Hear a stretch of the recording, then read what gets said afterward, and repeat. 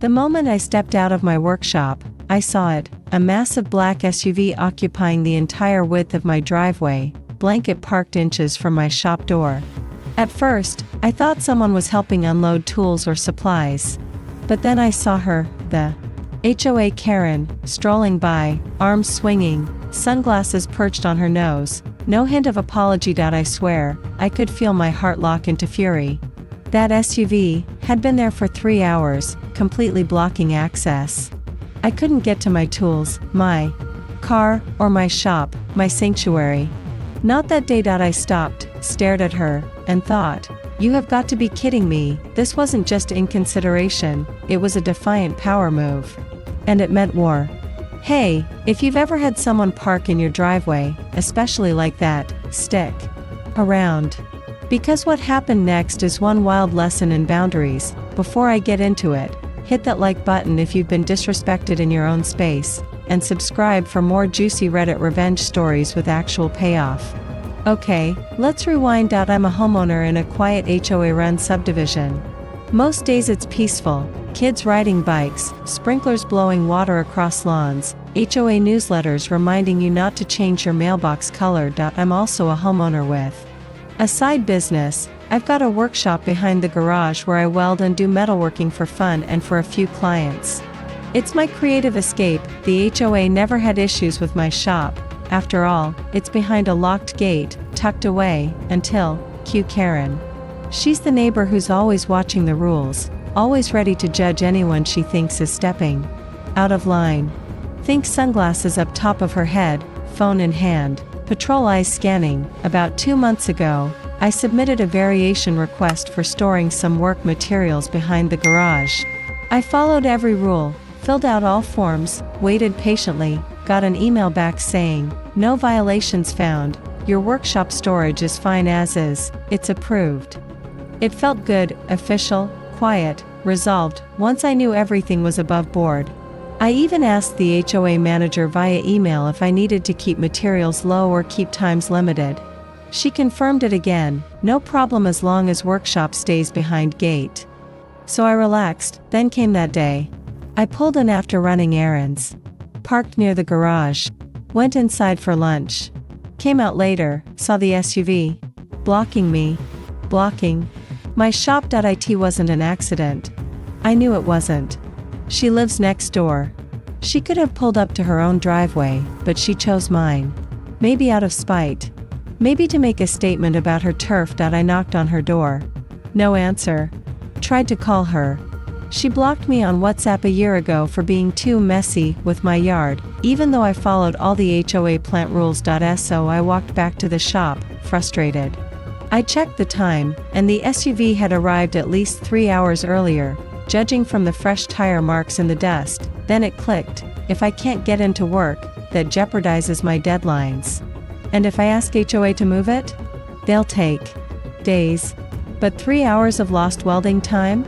That's money out of my pocket. I didn't yell. I didn't curse. I decided peacefully, I'd just weld it shut. Inside the workshop, I wanted to be sure. I need to legally protect myself if this went sideways. So I recorded everything on my phone, video of the SUV, the license plate, timestamp, audio narration. This is Karen's SUV, blocking the driveway. At 2:17 p.m. A screenshot of the HOA approval email, the driveway layout from my property file, digital date stamps. Then I went to my MIG welder. Set it up at the edge of the door frame, right where the back of the SUV's bumper met the metal garage door. A few cuts, some welds, and voila, 2 thick metal straps welded across the door frame, interior side. Locked it shut. The shop door sealed from the inside. I called it art. A boundary statement. Then I slipped the heavy-duty padlock onto the straps and locked it tight. The garage remained open on the roof side, but the shop entrance was now physically inaccessible. I placed a sign on the door, vehicle blocking access. Door temporarily sealed for repair. Please remove immediately to avoid damage. I took photos. I documented during every step, then I packed a suitcase and left for a week-long vacation, just like that. It felt perfect. I'd leave them a mess to clean up. I flew out that evening. On the plane I felt peaceful. Because I knew I'd done everything documented. I'd warned them. I'd done right by the system before doing my thing. While I was gone, neighbors texted, rumors flew. HOA emails went out saying, someone sealed the workshop door. Vehicle must be blocking access. Karen supposedly got called by the director. She didn't mention me by name, but neighbors said she stormed out, red-faced, asking who'd welded the door shut. By midweek, photos circulated on the HOA online forum, picture of the sealed door, the padlock, the SUV still parked. People were 50-50, half thought it was petty, half thought hell yeah, about time someone shut Karen's moves down. I came back Saturday morning, luggage swinging, a weird sense of dread buzzing. I drove in from the street, and saw the SUV was finally gone. The workshop door was still welded shut, padlock in place. The sign had vanished. I unlocked the gate, entered, and pulled out my tools. Took a deep breath of relief when I opened the shop, and it was intact. No damage. No mess. Functional. Then I opened my phone, checked messages, email thread from HOA director requesting a meeting. We need to discuss this incident. Text from Karen, I demand you remove that weld and unlock the door immediately or you'll be in violation. A screenshot of my documentation showing their previous approval, dated emails, etc., already attached to the HOA message board. I emailed back succinctly, I sealed the door because your resident blocked permanent access for hours. I documented it. If the SUV is no longer blocking access, you may remove the seal yourself or send a contractor. I expect to only get the labor cost, anything beyond that comes from HOA contingency fund. 2 days later, the HOA sent a professional locksmith to cut the weld and open the door. They left a bill for under $200, billed directly to the HOA account. Not me. Karen never apologized.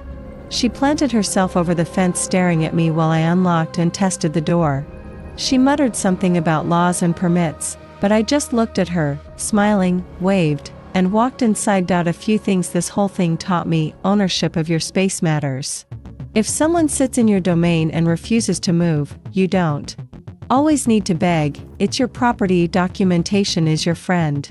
Everything, from emails to timestamps, saved me in an argument that could have gotten personal. Boundaries don't need apologies. Karen thought she had the power to intimidate a neighbor. But she forgot I've got records, skills, and a line I won't cross. Sometimes the strongest response is subtle and systematic. No yelling. No drama. Just smart action. Most importantly, you teach others how to treat your property and your peace. That's not petty. That's protecting your right to your life. If you've ever had someone park in your driveway or invade your space, or know a Karen that needs shutting down, drop your story in the comments. Let's make sure others learn the hard way of respecting boundaries. And if this story gave you justice vibes or made you want to weld something, metaphorically, hit that like button. Subscribe for more wild real-life Reddit stories with actual outcomes. Keep your boundaries sharp.